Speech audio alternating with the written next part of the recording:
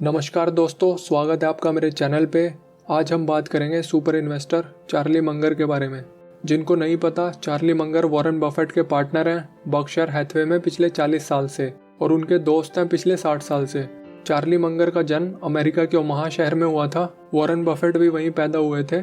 Charlie Munger के दादाजी district court में जज थे और उनके पिताजी एक वकील थे जिन्होंने हार्वर्ड लॉ स्कूल से वकालत पढ़ी थी। आपको बता दूं, हार्वर्ड लॉ स्कूल आज भी वर्ल्ड के बेस्ट लॉ कॉलेजेस में दूसरे नंबर पर है। बचपन में चार्ली मंगर ने वॉरेन बफेट के दादाजी की ग्रोसरी शॉप पे भी काम किया, बट वॉरेन बफेट से उनकी मुलाकात सही से बहुत बाद में हुई। कॉलेज में उन्होंने मैथमेटिक्स पढ़ी, लेकिन 1943 में उन्होंने कॉलेज की पढ़ाई बीच में छोड़ के यूएस आर्मी ज्वाइन की वर्ल्ड वॉर 2 के टाइम पे। मिलिट्री में उन्होंने ताश खेलना सीखा और ताश खेलने से उन्होंने एक चीज़ सीखी जो बाद में उन्होंने अपनी इन्वेस्टमेंट फिलॉसफी पे भी अप्लाई की। सीख ये थी, जब आपके पास पत्ते अच्छे ना हों तो जल्दी फोल्ड कर लेना चाहिए, और जब आपके पास पत्ते बहुत अच्छे हों तो बहुत हैवीली बैट करना चाहिए, क्योंकि अच्छे पत्ते मिलने का चांस बहुत कम होता है। अपॉर्चुनिटी आती है आपके पास, लेकिन बहुत कम, तो जब आए उसका जमकर फ़ायदा उठाना चाहिए। 3 साल मिलिट्री में काम करने के बाद उन्होंने लॉ पढ़ने का सोचा और हार्वर्ड लॉ स्कूल में अप्लाई किया, बट कॉलेज के डीन ने उन्हें रिजेक्ट कर दिया क्योंकि वो कॉलेज ड्रॉप आउट थे। हार्वर्ड लॉ स्कूल का पुराना डीन मंगर फैमिली का दोस्त था, जिन्होंने चार्ली मंगर का एडमिशन करा दिया। चार्ली मंगर ने हार्वर्ड लॉ स्कूल से ग्रेजुएट किया डिस्टिंक्शन के साथ और कैलिफोर्निया जाके लॉ प्रैक्टिस करने लगे। 21 साल की उम्र में उन्होंने शादी कर ली और 8 साल बाद ही उनका डाइवोर्स हो गया। डाइवोर्स में उनका घर, गाड़ी, सब कुछ उनकी वाइफ के पास चला गया। उनके 3 बच्चों की रिस्पॉन्सिबिलिटी उन पर आ गई थी और साल बाद ही उनके 9 साल के लड़के टेडी को ब्लड कैंसर हो गया था।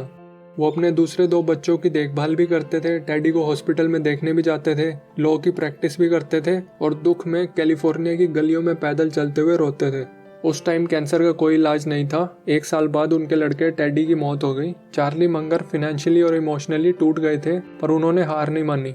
उन्होंने दूसरी शादी कर ली, चीज़ें ठीक होने लगी, लेकिन कुछ समय बाद ही उनके पिताजी की मौत हो गई। उन्हें वापस ओमाहा जाना पड़ा अपनी फैमिली के लिए। चार्ली मंगर 35 साल के थे जब वॉरेन बफेट से एक कॉमन फ्रेंड की डिनर पार्टी में मिले।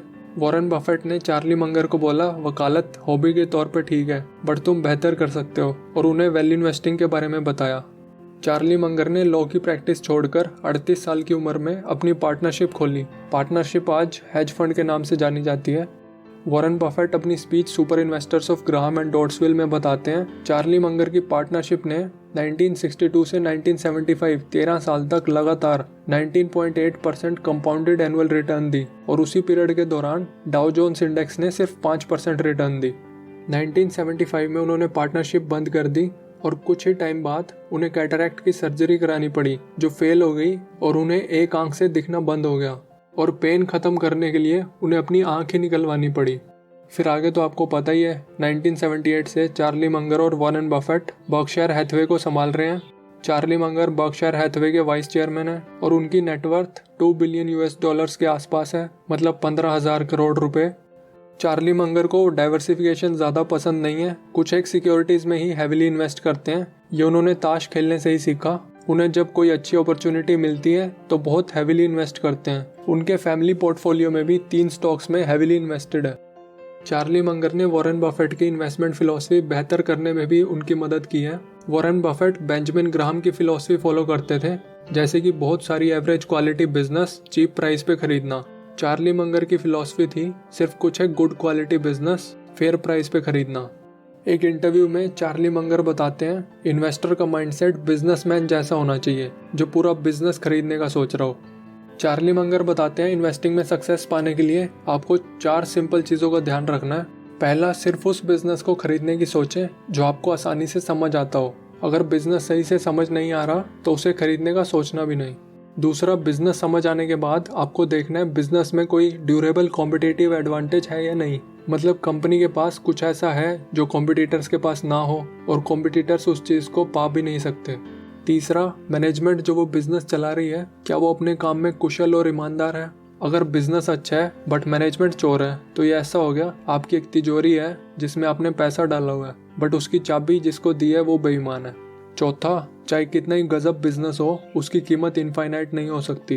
प्राइस उतना पे करना है जो सेंसिबल हो। जिंदगी के उतार चढ़ाव को मद्देनजर रखते हुए मार्जिन ऑफ सेफ्टी रखना बहुत ज़रूरी है। चार्ली मंगर की बायोग्राफी से हमें बहुत कुछ सीखने को मिलता है, जिनमें से कुछ पॉइंट्स मैं लिस्ट कर देता हूँ।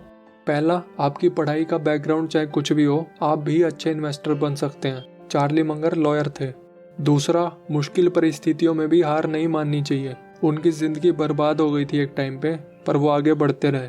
तीसरा, कभी भी देर नहीं होती, चाहे आपकी उम्र कितनी हो। चार्ली मंगर 35 साल के थे जब वॉरेन बफेट से मिले और उन्हें वैल्यू इन्वेस्टिंग का पता चला। 38 साल के थे जब उन्होंने फंड शुरू किया। चौथा, हमने सीखा इन्वेस्टर का क्या माइंडसेट होना चाहिए और इन्वेस्टिंग में सक्सेस पाने के लिए 4 सिंपल पॉइंट्स जो हमें फॉलो करने चाहिए। अगर आप चार्ली मंगर की लाइफ और इन्वेस्टमेंट फिलॉसफी के बारे में और जानना चाहते हो तो आप उनकी बुक पुअर चार्लीज एल्मनैक पढ़ सकते हैं। उनकी बहुत फेमस स्पीच भी है, the psychology of human misjudgement, वो भी आपको पढ़नी चाहिए। अगर वीडियो पसंद आया हो तो लाइक कीजिए और अपने दोस्तों के साथ शेयर ज़रूर कीजिए। मिलते हैं अगली वीडियो में। धन्यवाद।